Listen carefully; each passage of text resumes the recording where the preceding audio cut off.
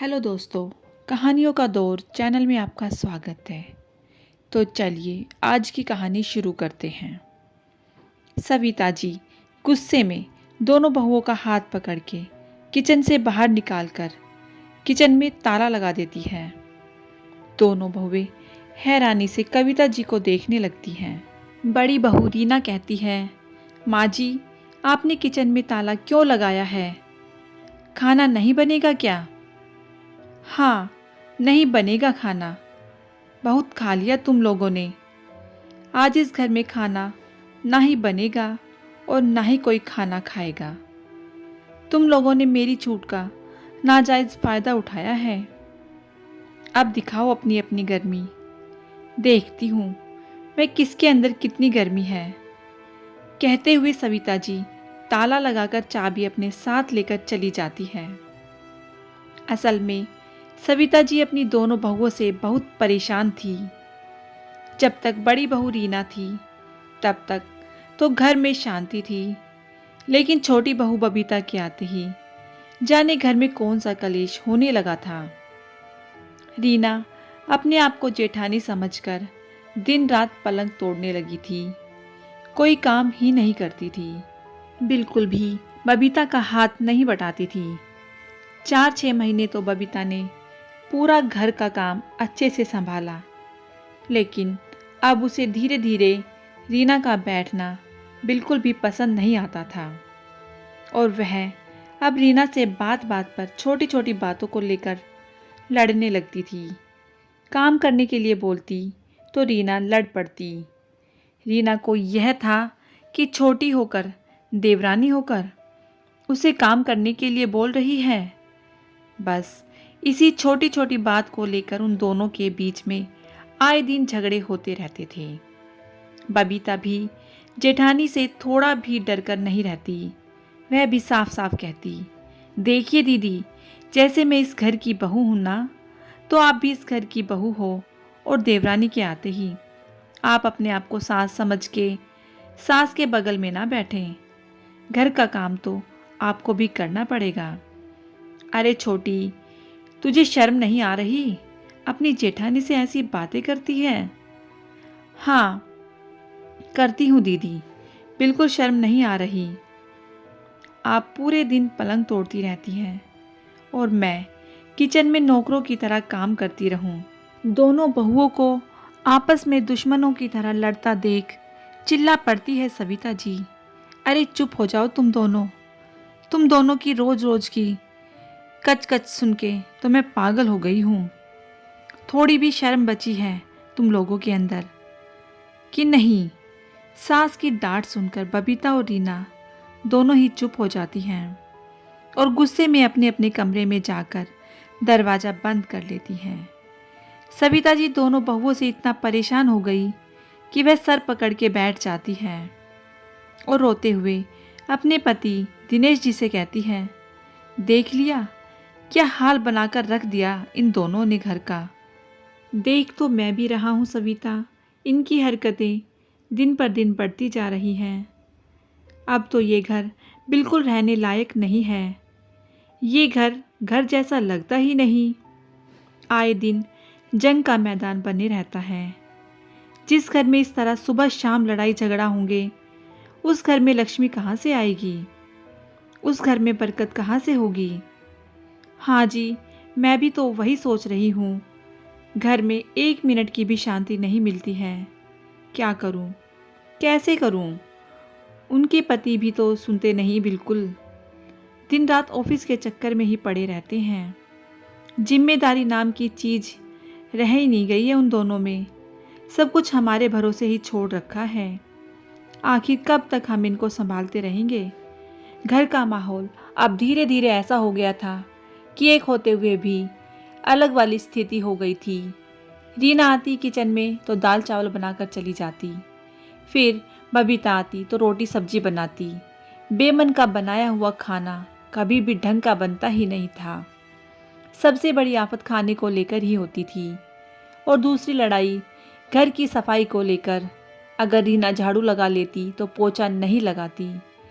दोनों अपने अपने कमरों में झाड़ू पोछा तो अच्छे से कर लेती, लेकिन बाहर का पूरा हॉल, सविता जी का कमरा, सब कुछ जैसे गंदा का गंदा ही पड़ा रहता था।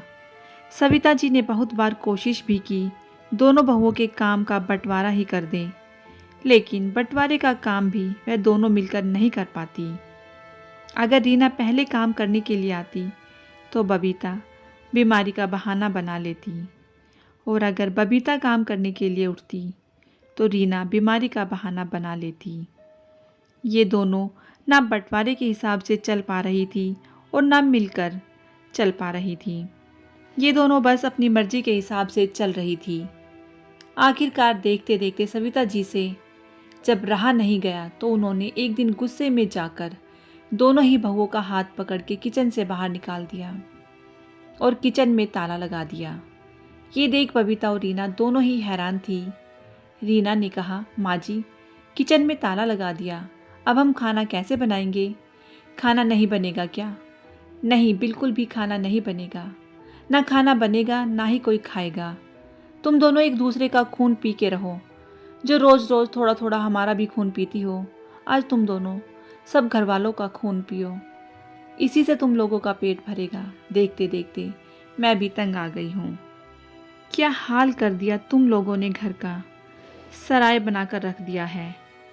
जिसकी जो मर्जी आए वह करता है। खर्चे मैं उठाती हूँ, राशन पानी मैं मंगवाती हूँ, घर की व्यवस्था मैं देखती हूँ, और ताव भी तुम दोनों के सहूँ। पहले तुम दोनों अपने अपने अंदर की गर्मी को शांत कर लो, इसके बाद खाना बनेगा। कहते हुए सविता जी चाबी लेकर अपने कमरे में जाकर अपने पति के साथ बैठ जाती है। रात हो गई थी, ना किचन खुला ना खाना बना। रात को जब अशोक और पंकज घर आते हैं तो रीना अशोक से कहती है, अशोक, देखा आपने माँ जी की हरकत। अगर हम बोलेंगे तो तुम कहोगे कि मेरी माँ से जलती हो। देख लो, किचन में ताला लगा लिया है, इतना बड़ा शासन करती हैं। बच्चे भूखे हैं, खाना नहीं बना अभी तक, अब कुछ जाकर बोलोगे अपनी माँ से। यही बात बबीता भी अपने पति से कहती है और दोनों ही बेटे पहुँच जाते हैं सविता जी के पास। माँ, ये क्या हो रहा है? रोज़ रोज़ का नाटक है। बेटा, नाटक किसने किया है? तुम्हारी पत्नियों ने ही। चैन की रोटी इन्हें नहीं होती, उनके लिए तो यही तरीका है ना। तभी पीछे से रीना और बबीता भी आ जाती हैं। सविता जी कहती हैं, अब तुम ही बताओ, इनको सुधारने के लिए, इस घर में शांति के लिए मैं क्या करूं? अशोक कुछ बोले उससे पहले ही रीना बोल पड़ती है, माँ जी, अब जो माहौल है इससे तो नहीं लगता कि एक साथ रहने वाली स्थिति है, तो बेहतर होगा कि आप हमें अपनी मर्जी से अलग कर दीजिए। रीना की बात सुन अशोक कहता है, चुप हो जाओ रीना, कैसी बातें कर रही हो तुम? अब गलत क्या है इसमें? आज नहीं तो कल तो अलग होना ही है, तो बेहतर है आज ही अलग हो जाएं। रीना की बात पंकज भी बोल पड़ता है, भाभी, ये कैसी बातें कर रही हो आप? तभी पंकज की पत्नी पंकज को टोकती है, आप चुप रहो जी, सही कह रही है दीदी, हालात के हिसाब से यही एक रास्ता है। रीना और बबीता दोनों ही अपने पतियों को डांट कर चुप करा देती हैं। दोनों ही एक दूसरे का साथ देने लगी। यहाँ उन दोनों में एकता आ गई थी। अब वह दोनों ही अलग होने की बातें करने लगी। बहू के मुंह से अलग होने की बात सुन सविता जी हैरान थी।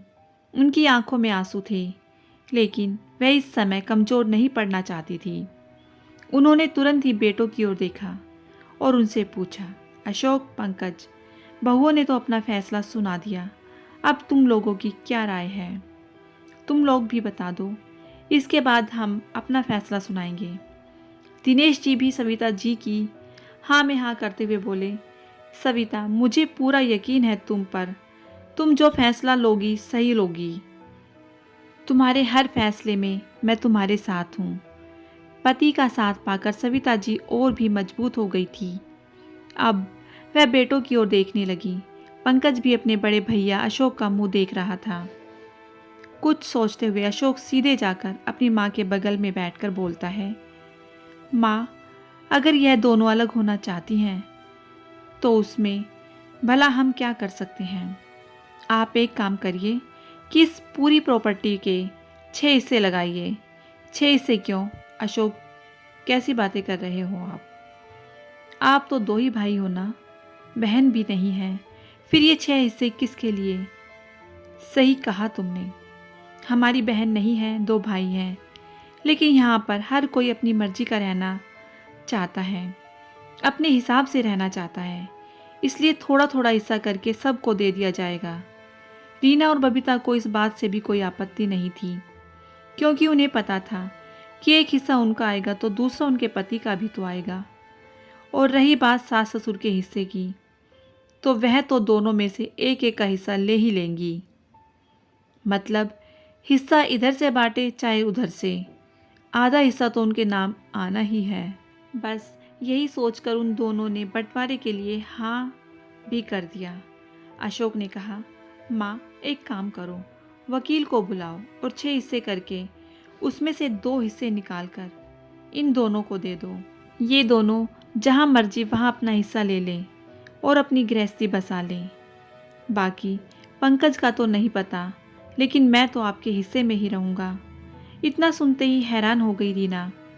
अशोक, तुम पागल हो गए हो? बिना तुम्हारे मैं कैसे अलग हो जाऊंगी? अगर मैं अलग हो रही हूँ तो तुम्हें भी तो मेरे साथ ही रहना है ना। पति हो तुम मेरे।